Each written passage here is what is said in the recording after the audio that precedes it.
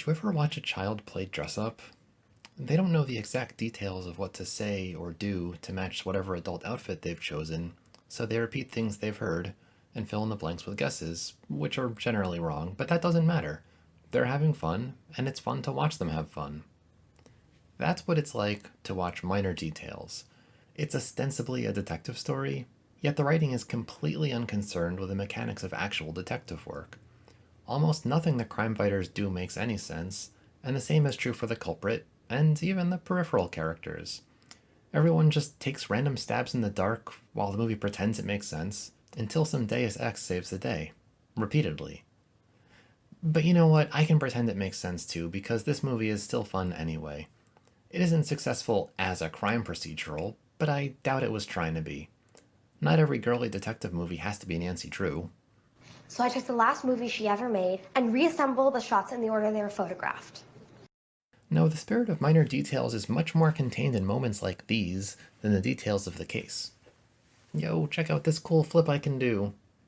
These kids are clearly enjoying themselves, and therefore, so are we. Where then does this movie put its attention? Foremost, the characters. There are a lot of them, and they have surprising amounts of personality. Seriously, look at how big a cast this movie has. Not only is there more than one villain, there's more than one group of villains. I have the top three drawers, but you can have the bottom one. Why do you have to be so mean? Because it's fun. The actors are also likable, despite most of them being relative unknowns. Relative to TV's Jeanette McCurdy, that is, which I know because it says so on the DVD cover. Oh my god, I'm getting starstruck. Speaking of the DVD cover, look at the review at the bottom. This was the best praise they could find. A pleasant surprise. We know you expect this movie to be garbage, but... I do have to praise the hairdresser for this movie. I mean, seriously, look at these styles. How did they do that? Or look at her multicolored braid. So cool. Even care is put into the backgrounds of scenes. All of these girls in the back are showing off legitimate talents of theirs, and they could not be prouder. It makes us excited too. And I want to remind you, not all of these movies do that. There's a similar scene in Radio Rebel that people sometimes criticize for not being quite as well choreographed.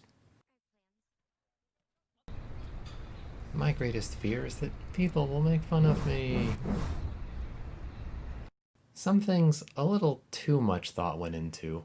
Here's a scene where the criminal puts a note on the bulletin board, and the writers go into full panic mode. How can we have our heroes see the note the next day?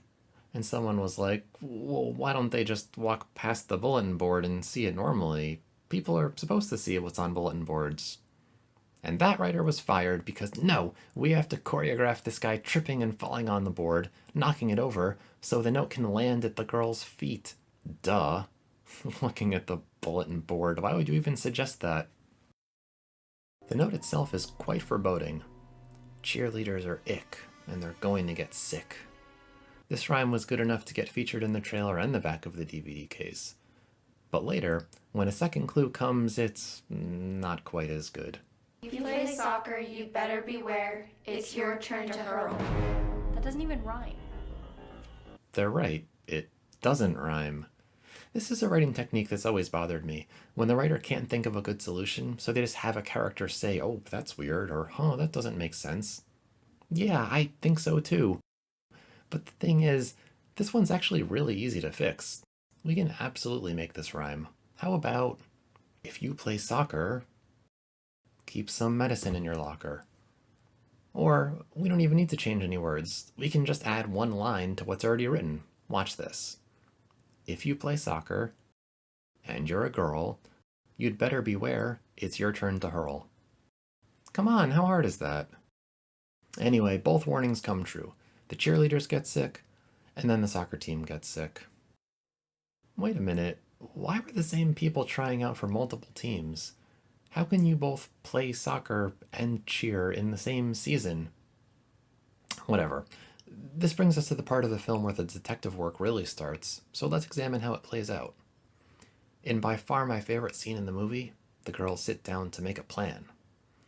One reviews their evidence, and another says something rude. Okay, here's what we know. We have two notes targeting two different groups and everybody gets sick. Tell us something we don't know. then watch how big a pause there is here. There's a reason she doesn't say anything else. That is all the evidence they have. I don't feel so good. I'm gonna go back to my room.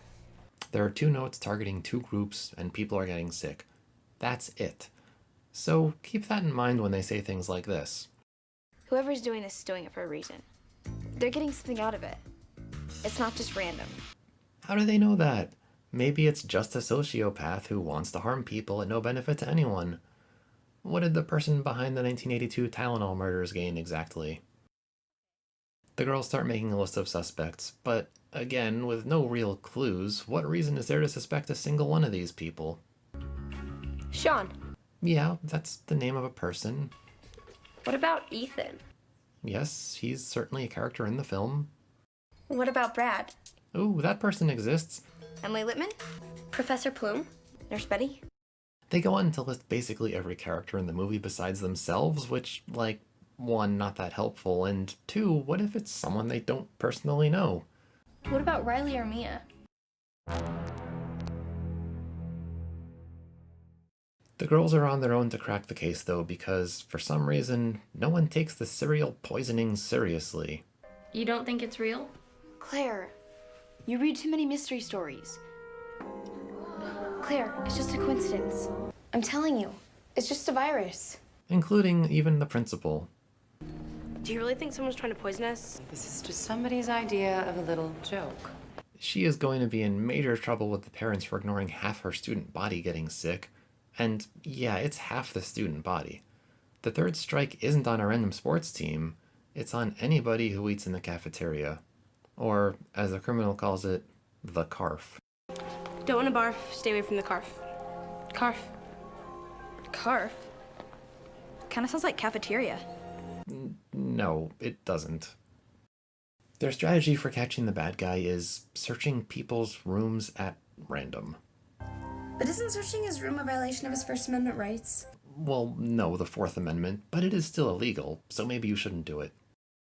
More to the point, what do they hope to accomplish by doing this? What do they think they'll find? And why does she have a magnifying glass? These fingerprints look like the person recently handled a large amount of poison. Hey, those posters on the wall.